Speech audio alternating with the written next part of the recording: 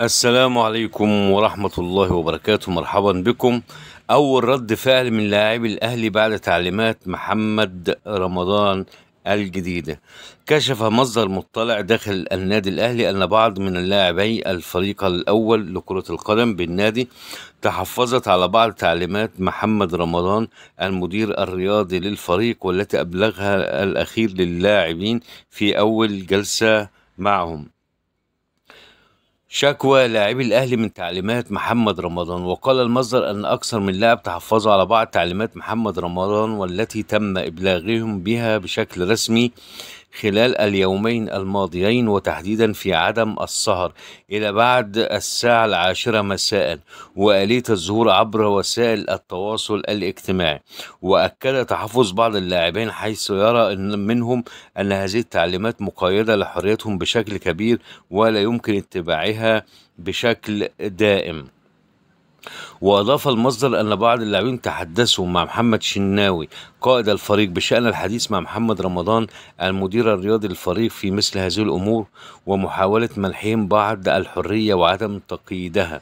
وكان محمد رمضان المدير الرياضي الجديد بالنادي الأهلي عقد جلسة هامة مع لاعبي الفريق عقب توليها المنصب بشكل رسمي، ونقل لهم بعض التعليمات التي سيتم تطبيقها خلال الفترة المقبلة لفرض حالة من الانضباط والالتزام على اللاعبين.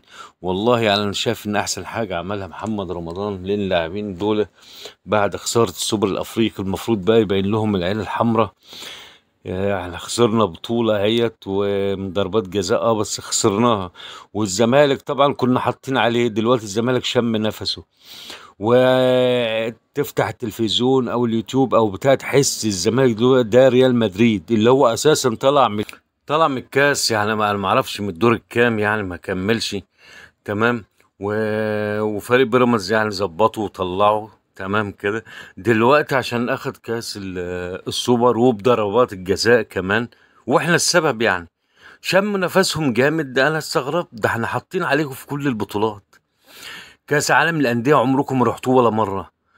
تمام. دوري اخدناه وكان المنافس لنا بيراميدز، ومن الطيبه بتاعتنا كنا نقوله المنافس بتاعنا الزمالك مش بيراميدز. تمام. اتاري الزمالك ده فعلا عامل زي السوسته، كل ما تدوس عليه احسن تشيل رجلك يضرب في وشك. فبيني وبينك يعني محمد رمضان صح اللي بيعمله دوت، وخليه بقى يشد بقى شده حلوه ويحمر عينيه بقى. كفايه كده كفايه. عايزين بقى ندخل السنه دي ما فيش ولا بطوله بقى تعدينا ان شاء الله يا رب ان شاء الله. ولسه محمد رمضان سامع برضو الصفقات، ان شاء الله هيعمل صفقات كويسه كده ويكون قدمه حلو علينا يا رب ان شاء الله.